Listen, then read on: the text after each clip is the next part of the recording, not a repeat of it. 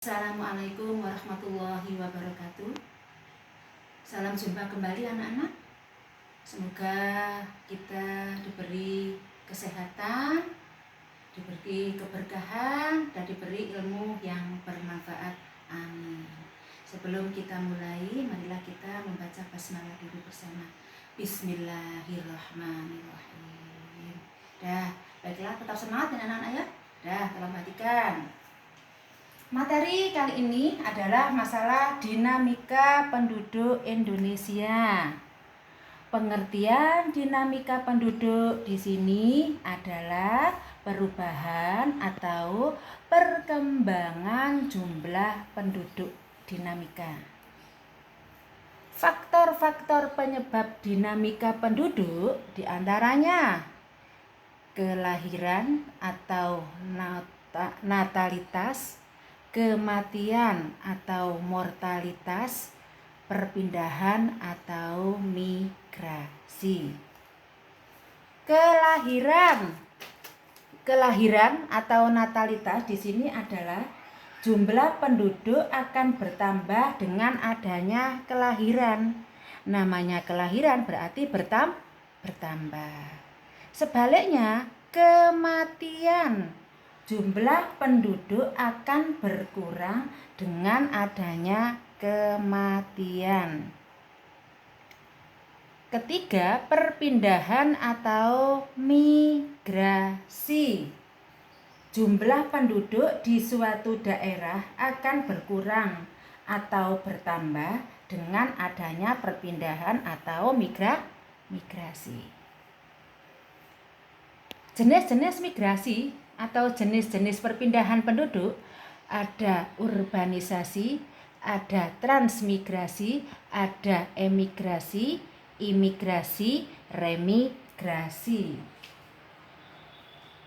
Urbanisasi, perpindahan penduduk dari desa ke kota. Pada umumnya urbanisasi ini berhubungan dengan mata pencaharian. Contohnya dari desa Nampes ke kota Jakarta. Karena diiming-imingi di kota Jakarta itu banyak mata pencaharian yang wow. Ternyata tidak seperti itu, tapi namanya urbanisasi, tetap dari desa ke kota. Transmigrasi, perpindahan penduduk dari Jawa ke Pulau Jawa, dari daerah satu ke daerah lain. Contohnya transmigrasi di sini.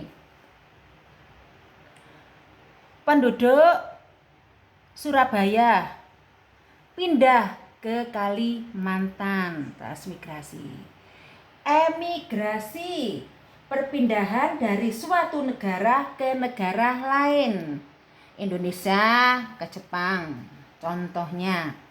Imigrasi, masuknya penduduk ke suatu negara. Contohnya, orang Amerika masuk ke Indonesia. Remigrasi, adalah kembali, yaitu perpindahan penduduk atau kembalinya suatu penduduk ke negara asalnya. Contohnya orang Indonesia sudah pindah ke Amerika karena Amerika begitu ribetnya, atau dengan kata lain tidak enak, tidak nyaman, sehingga dia kembali ke Indonesia, itu kembali, remigrasi. Kembalinya perpindahan penduduk ke tempat asalnya. Sekarang kita bahas transmigrasi.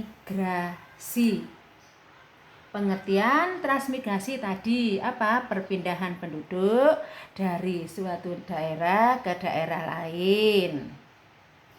Macam-macam transmigrasi, ada transmigrasi umum, ada transmigrasi spontan, ada transmigrasi khusus. Transmigrasi umum di sini adalah termasuk program pemerintah. Tujuan utama pemerintah adalah ingin mensejahterakan masyarakatnya. Dengan cara apa? Dengan adanya pemerataan. Sehingga karena jumlah penduduk di Jawa begitu banyaknya, maka perlu ditransmigrasi. Oleh siapa? Oleh pemerintah ke lahan kosong di luar Jawa, mungkin Kalimantan, mungkin Sulawesi, dan sebagainya. Intinya transmigrasi umum ini adalah program pemerintah. Yang kedua adalah transmigrasi spontan atau pribadi.